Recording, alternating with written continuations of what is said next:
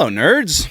We don't have the biggest episode we've ever had, but it is a good and hearty one. So, there's not a whole lot to get out of the way before we hit the intro.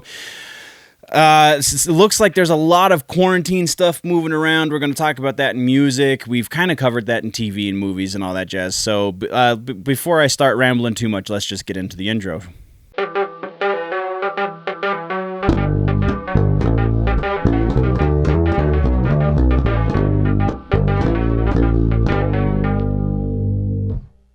All right, so jumping out of the gate, we're going a little bit of housekeeping. Still trying to keep tabs on all of the cons around me, specifically Starfest. There still has not been a rescheduling for that convention. Denver Comic-Con, though, we already know, is the Thanksgiving weekend, so that's going to be a lot of fun.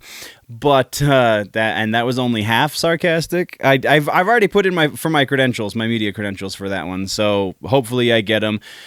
This year, though, if I don't get the media credentials, I'm not 100% certain I'm going to go to Denver Comic-Con, unless I can get a bunch of photography clients, I guess. But that remains to be seen, because we're far away from there. Hopefully, Starfest will be maybe in the fall, maybe late summer even, if I'm lucky. But yeah, still don't know any of that stuff. Definitely going to be going real hard in the paint, as the saying goes, over on the Big Show Entertainment Network stuff. So if you are unfamiliar with it, go check them out on YouTube. We're working on getting the website up. That's been a whole deal. So there is going to be a lot more content over that way very soon, assuming the quarantine here locally kind of starts to lift the way we want it to.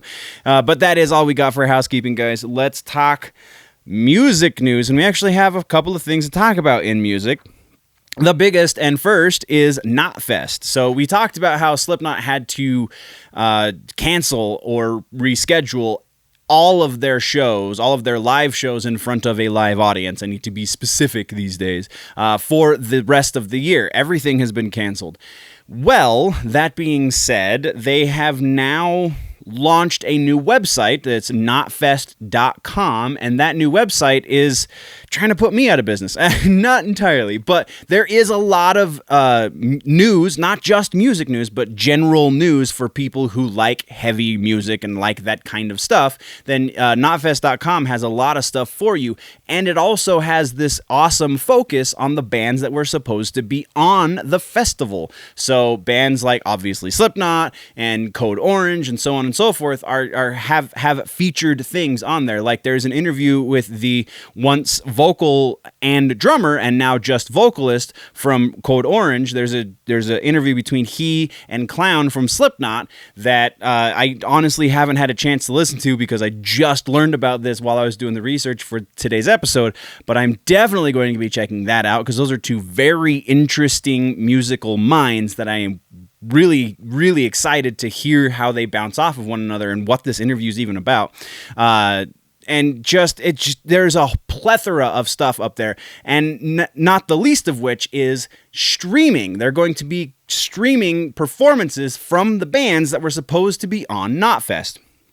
As I am talking right now, as I'm recording, it's still approximately 2 hours out from the first performance. So as you are watching this, it probably happened yesterday, or the way things have been going with getting these things posted, maybe even 2 days ago. But either way, it looks like, because they're streaming them on YouTube, it looks like you're going to be able to go back and see that live performance after the fact as well, which is pretty awesome. So unless they take it down, unless they don't have it to automatically repost as a video, or they decide to pull it after the live performance and it's only there during the live performance. But I don't know how likely it is that they're not going to post that.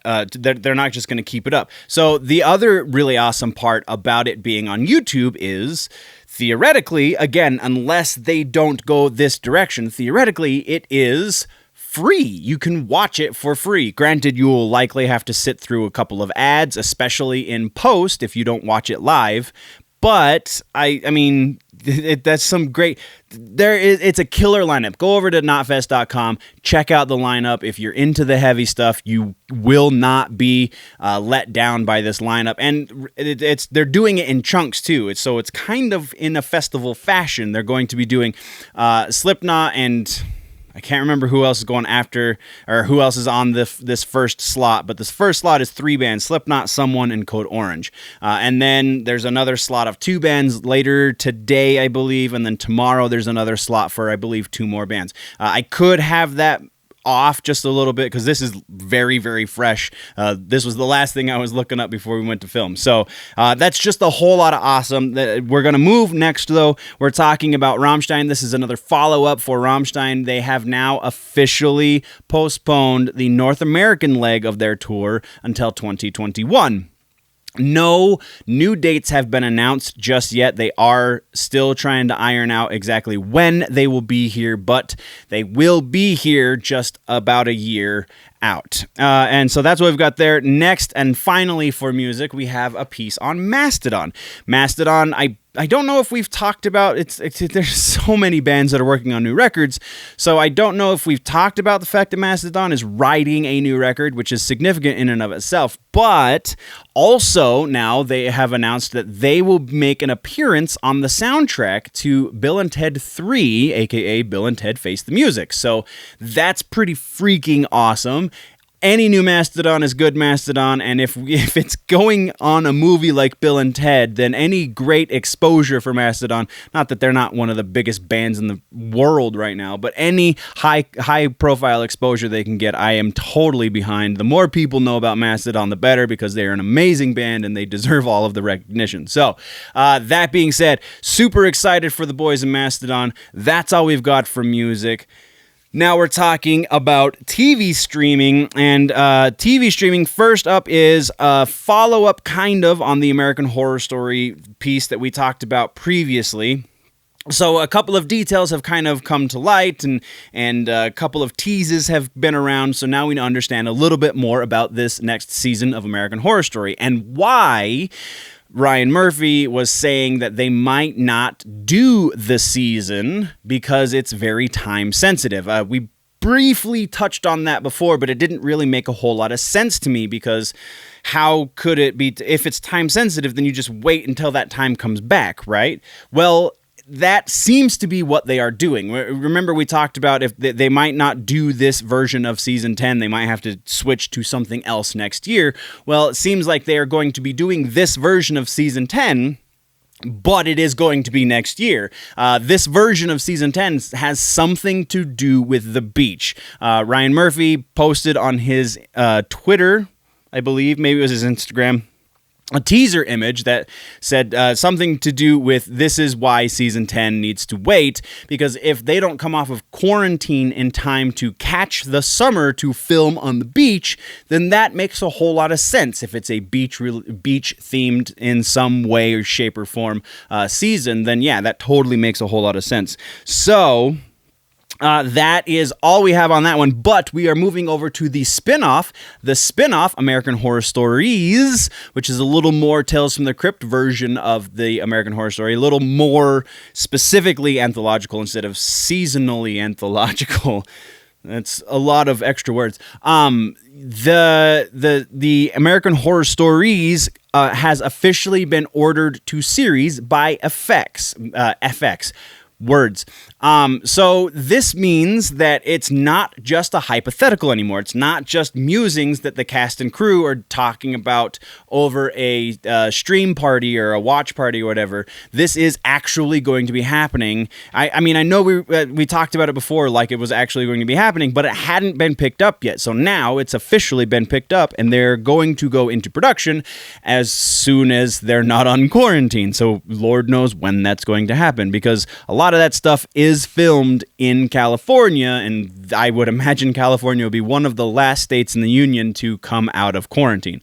Next, we're talking about, this is actually kind of a follow-up as well, Fraggle Rock on Apple TV+.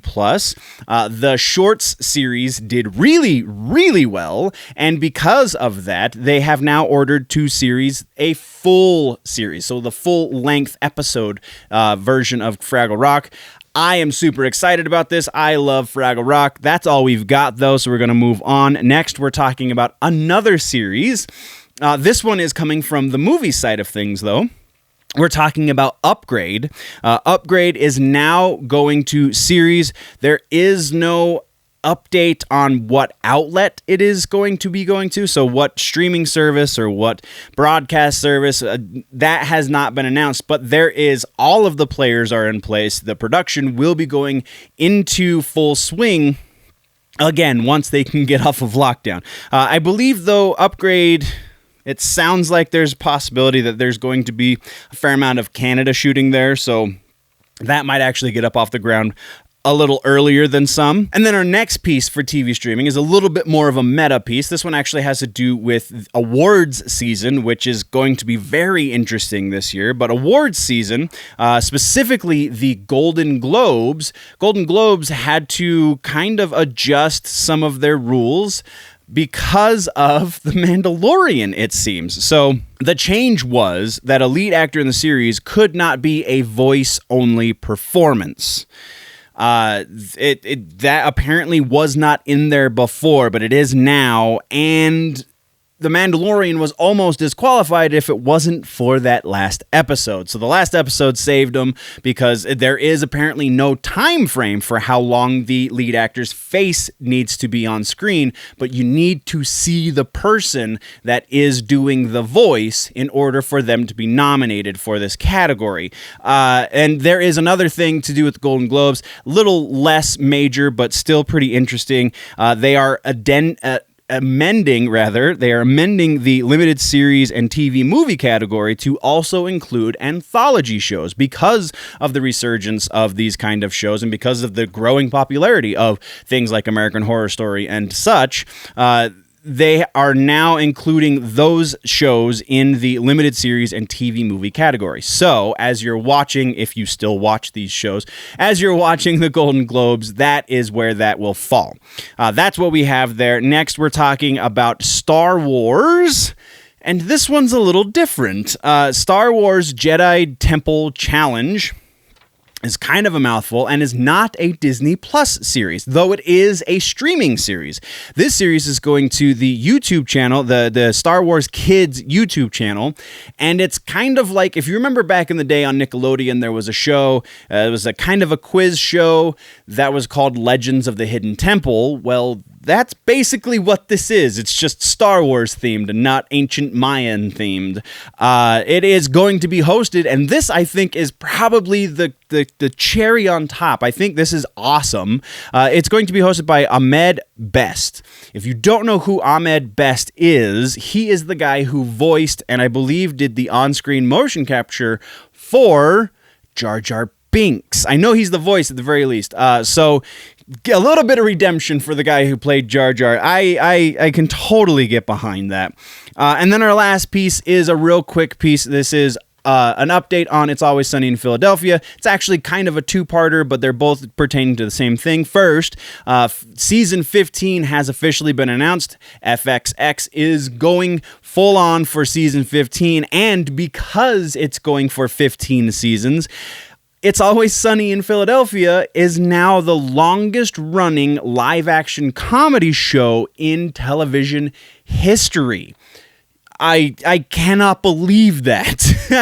If you watch the first 3 seasons, it's almost like they're trying to get canceled. Just like South Park went through that phase where they were trying to get canceled. I feel like that was the first 3 seasons of It's Always Sunny. So the fact that they're now the longest running comedy television show in history is amazing, and I am so happy that that is a thing. That is, though, all we have for TV streaming. Now let's talk about movies. First up, we have another meta piece. This one has to do with movie theaters, very specifically movie theaters owned by Cineworld. Cineworld owns Regal Theaters and a few other major chains. They made the announcement that July will be the time that they are looking to reopen all of their theaters for us to go back and enjoy films. Next, we are talking about, this is kind of duh news. Sonic 2 has officially been announced. Sony and Paramount Pictures joined up to do a sequel to the movie that made them a boatload of cash and proved that you can have a decent, watchable video game movie long before we get this next Mortal Kombat reboot, which hopefully is going to be amazing. So yeah, that's all we have there. Next, we're talking about the Borderlands movie, which I believe we mentioned when it was announced here on the show, but that we haven't really touched on it since then. Well, we just got a new announcement that Cate Blanchett has been cast in one of the starring roles as Lilith. I am not a Borderlands player, so I recognize her from the artwork for this game. I don't know anything about her story aside from the fact that her class in the game is a siren, I believe. Beyond that, I'm interested to see if they can make another good video game movie. Absolutely. And with Cate Blanchett on board, I don't think that they're going to have to try very hard, and they will have to try to make it bad. Let's say it that way. And then our final piece for movies was a little quick. Final piece for movies has to do with the Avatar movies.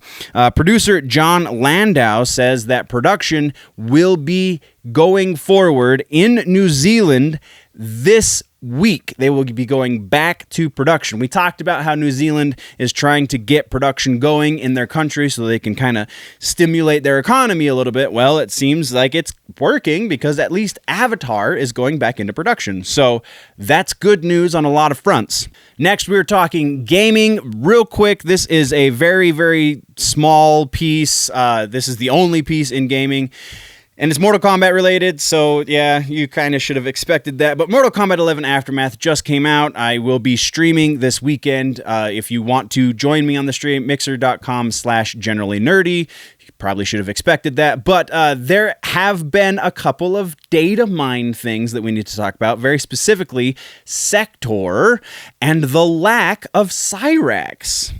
So data miners, with the update and all of the new stuff that we got with Aftermath, they have gone through all of the, like they do, go through all the information to see what kind of bits they can find, and they've been finding a fair amount that has something to do with Sector in the character area of the code. I'm not a data miner, I don't know exactly how it breaks down, but there are sections effectively for code as far as I understand it, and in the section that is partitioned off for characters and character items and moves and that kind of thing, skins and whatnot, there is information that uses the name Sector, and very largely absent is Cyrax, leading some to believe that Cyrax will not actually be DLC for this game and we will only get Sector. But I think the more logical way to go with this is we're probably going to get Sector and Cyrax as variations of the same character, much like we did in Mortal Kombat X, where they were Triborg, and you got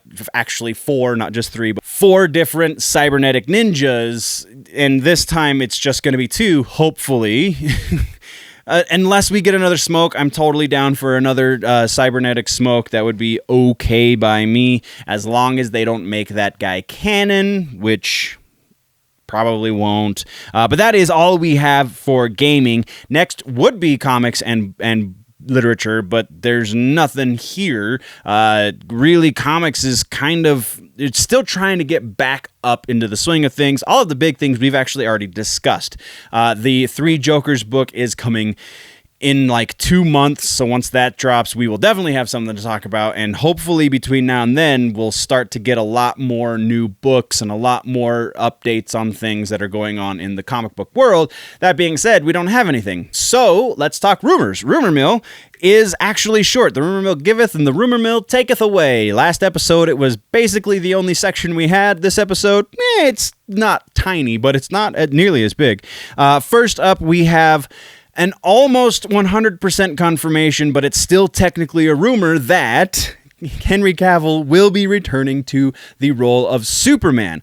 It's so much almost confirmed that even Deadline, one of the biggest entertainment media news outlets, is even talking about this rumor. So that kind of gives it a lot more weight. The rumor, though, isn't that we're going to be getting a Man of Steel movie anytime soon. We're not getting Man of Steel 2. We are, though, going to be seeing Henry Cavill as Superman in other movies. So Shazam 2, Aquaman 2, Black Adam, all of these movies, very likely, they're going to be treating, I saw one outlet talk about how the plan seems to be that they're going to be treating Superman much like Marvel treats the Hulk, in that he will be a featured character in other people's movies, at least for the time being. It sounds like also, depending on which source you want to believe, it sounds like if these movies do well, then they will introduce the possibility of a Man of Steel 2. But there is even more rumor around this Man of Steel information, saying that AT&T approached Zack Snyder about his movie, his cut of Justice League that is going to happen now next year on HBO Max. And I'm going to do a nerd rant on the HBO Max thing probably in the next couple of days, because there's a lot of really dumb stuff going on, and we'll talk about it there. But anyway, so HBO Max, the whole Snyder Cut thing, as Zack Snyder is working on his Snyder Cut movie, he apparently was approached by AT&T, and AT&T wanted him to plant seeds for not just the Man of Steel 2 movie, but also for a Justice League 2 movie. So we might be seeing something resembling that Snyderverse over on DC to some degree. Even if he just plants seeds and they never come to fruition, it'll be really interesting to see where it could go. Even though I still don't think the Snyder Cut's going to be much. I mean, I do believe it will be a better movie, because it's kind of hard to make a worse movie than the Justice League. But I don't think it's going to be a good movie, is the only differentiation there. It'll be better than Justice League, but that's a really low bar.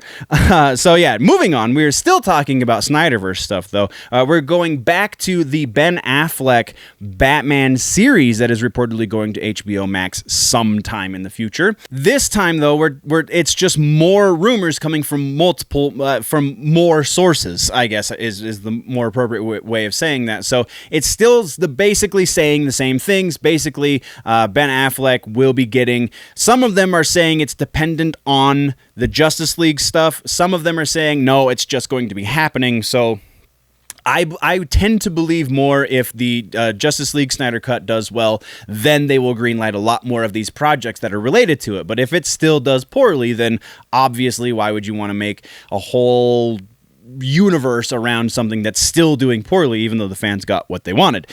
So yes, Affleck will be showrunner, will be executive producer, and basically will have free reign to do as he wishes if these rumors are to be believed. At this point, though, I feel like there's a really strong possibility that they are to be believed, because they are coming from so many places. So that's what we've got there, though. Next, we have a couple of things. First is they're all Disney Plus, and they're all related to The Mandalorian somehow. Kind of. So first up is Boba Fett. We know that Boba Fett is going to be in The Mandalorian Season 2 and then also in Season 3. The Season 3 thing is still technically rumor, but it stands to reason that just kind of freaking makes sense. So Boba Fett, Temuera Morrison, is coming back to play this character. We know that much. We also know that Sabine Wren is going to be in this season as well. So those are the two elements at play with this rumor. The rumor is that Boba Fett, the armor, is going to leave Temuera Morrison, so the actual Boba Fett, and then is going to somehow get into the hands of Sabine Wren. And then Sabine Wren will become the new Boba Fett, because apparently somebody at Disney thinks Boba Fett is a title and not a given freaking name. Boba Fett is the son of Jango Fett, and that is the way it works. And then he's also a clone, and then all of the clones, and there's other rumors saying that Temuera Morrison might come back also to play more than just Boba. He might be a couple of the clones coming back from the dead as well, which is kind of freaking awesome. So the rumor goes on to say that we will see Boba Fett climb out of the Sarlacc pit, but he's going to then die in the desert around the Sarlacc pit, and then somehow, through the magic of everything, his armor gets to Sabine Wren. Sabine Wren starts wearing it, and everyone thinks she is Boba Fett, and then they reveal, oh, Boba Fett's a girl, because that makes a whole lot of sense, I guess. But so that kind of leads us into the other directly Mandalorian related. I actually meant to put this in 2 episodes ago, but for whatever reason just skipped it over in my notes. Eagle-eyed viewers can go back and see. I still kept it in the show notes in the description for the video and all that stuff. So you can still see that stuff. But anyway, so Timothy Olyphant has been announced that he is actually going to be in the Mandalorian series. We know this. The rumor is he's going to be playing Cobb Vanth. And also, Cobb Vanth at one point wears Boba Fett's armor in the extended universe before Disney bought it. So now that kind of leads you to almost believe this whole nonsense with Sabine Wren, because if Boba loses his armor because he's dead, then Cobb Vanth gets it, and he's wearing it for a little bit, and then it transfers over to Sabine Wren. Like, that kind of, I can almost see that happening. I don't want that to happen. I think that's stupid, but I can almost believe these rumors saying that these things might be the case. So I don't know how no, I do know how I feel about it. I don't know how much I believe it's going to happen, though, and that's largely because I don't want it to. And then our final rumor is also Disney Plus and Star Wars related, though not as much Mandalorian related necessarily. This time we're talking about Solo. The rumored movie sequel that Solo was going to get is now apparently rumored to be a Disney Plus series that Solo is going to get the sequel for. So I'm down with it. I didn't hate Solo as much as most people apparently did. There were a couple of really cringy eye roll moments, but by and large, the movie was a lot of fun. I think the kid, Roland Emmerich? No. Is that who played it? I can't remember. Right now, brain fart, whatever. The kid who played Solo, the Han, is not even close to the same caliber of actor as Harrison Ford. So, like, yeah, sure, I can understand your grievance there. But by and large, the movie, again, was a lot of fun, was kind of a lot of the things that I wanted in a Solo movie. So for them to give it a sequel, sure, why not? Let's have fun with it. But that is the end of the rumor mill. And also the end of the episode, guys. What did I miss? What should we talk about in the next one? Let me know in the comments down below. If, though, you want to go deeper in the conversation, jump over to the website, generallynerdy.net.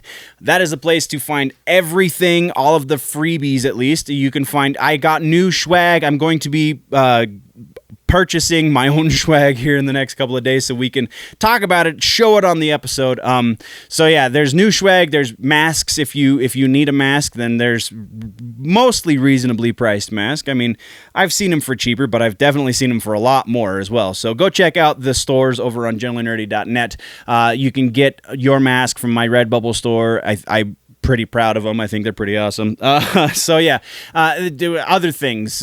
Don't forget, the boxes right here below my face. You can click on one of those, see other things going on the channel, so you can keep up with your nerd news. If you are falling behind, don't forget to click the subscribe button, do all of the things everybody always asks us to do at the end of these videos, and then we're going to kill it here, guys. Before we go, though, always remember that if it's generally nerdy, it's probably here.